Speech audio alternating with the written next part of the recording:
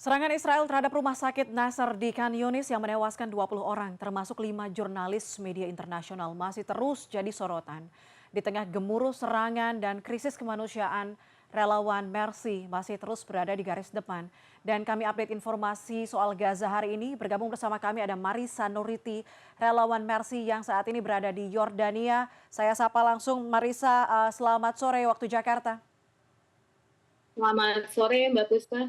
Marisa, apa informasi atau komunikasi terakhir Anda dengan relawan yang berada di sana saat ini di Gaza? Apa kondisinya? Ya, baik, saat ini relawan dokter kami masih bertugas di area Gaza City di Shifa Hospital. Setiap harinya mereka bertugas dari pagi hingga sore hari, dan situasi di rumah sakit ya dengan fuel tersedia, bahan bakar solar tersedia, listrik tersedia, akan tetapi sangat terbatas sehingga pihak rumah sakit sering melakukan efisiensi seperti tidak menggunakan AC di tengah musim panas seperti ini tentu sangat sulit, dan kemudian juga terkadang mereka terpaksa mematikan lampu 1 sampai 2 jam per hari untuk di ruang perawatan tertentu agar kegiatan layanan medis yang lebih urgent tetap bisa dilaksanakan. Baik, Mbak Marisa, baru-baru ini terjadi serangan ke Rumah Sakit Nasser yang juga jadi salah satu rumah sakit yang tersisa di Gaza. Serangannya terlihat secara langsung di layar kaca. Apa yang bisa Anda sampaikan dari serangan tersebut? Ada informasi apa dari rekan-rekan relawan di sana?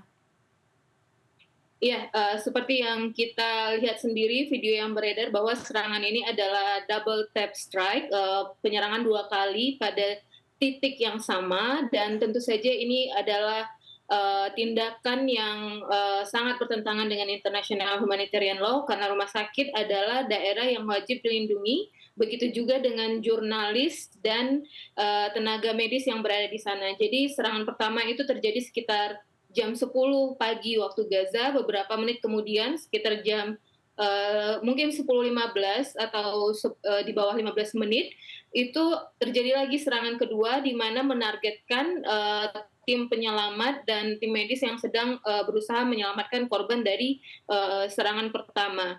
Dan hasil dari klarifikasi dari pihak Nasser Hospital dan juga dari Kementerian Kesehatan Palestina menyatakan bahwa tuduhan yang dilakukan Israel bahwa penyerangan dilakukan karena ada kamera yang ditempatkan oleh pihak militer untuk memata-matai Israel sangatlah tidak berdasar. Tidak ada bukti yang terverifikasi untuk saat ini. Karena di tempat titik tersebut memang posisi banyak jurnalis berdiri di situ melakukan liputan dan juga karena berdasarkan informasi dari pihak Nasser Hospital karena di titik itulah koneksi internet paling lancar sehingga hampir semua media jika mereka membutuhkan koneksi internet mereka akan selalu berada di titik itu. Jadi serangan yang dilakukan oleh pihak Israel ini sangat uh, terencana dan tertarget dan tanpa bukti yang jelas seperti itu. Dan kami mengutuk serangan terhadap rumah sakit, tenaga medis, dan jurnalis yang merupakan sipilian yang wajib dilindungi di bawah hukum internasional.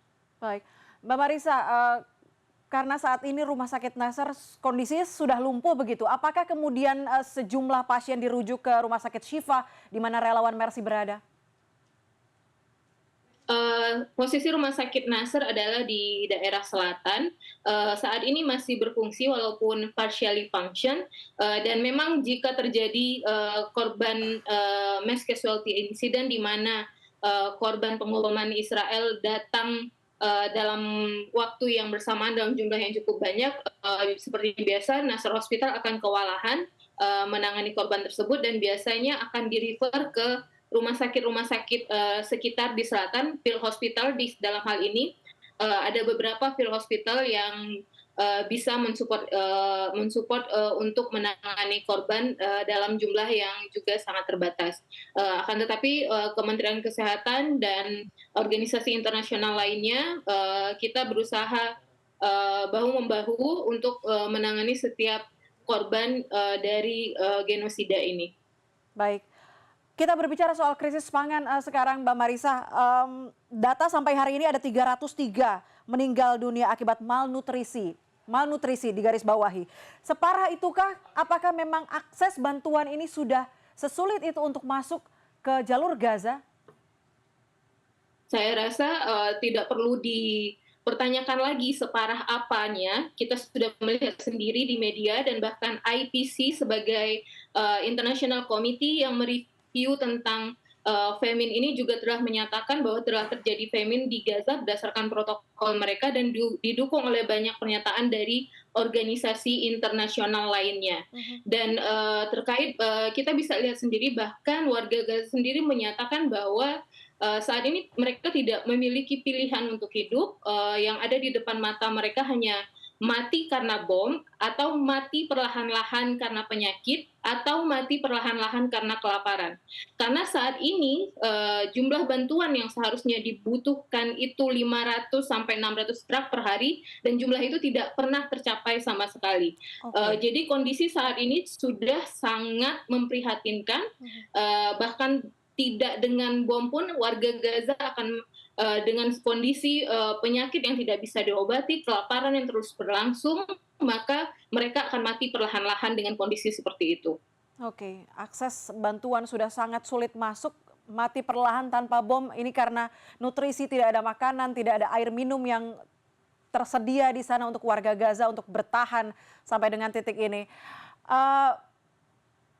Bagaimana kondisi mental masyarakat Gaza, utamanya anak-anak? Kalau kita lihat bantuan tidak ada yang masuk, utamanya anak-anak balita, tidak ada susu formula, mungkin mereka harus mengandalkan makanan-makanan orang dewasa. Bagaimana kemudian mereka mengelola kesulitan selama ini?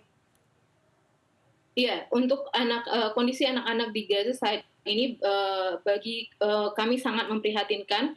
Di samping keterbatasan pangan dan malnutrisi dan mereka kehilangan masa kanak-kanaknya, genosida ini sudah berlangsung selama 2 tahun dan mereka tidak pernah lagi mengikuti pendidikan seperti layaknya anak-anak di belahan dunia lainnya, dan dikhawatirkan akan ada loss of generation di Gaza.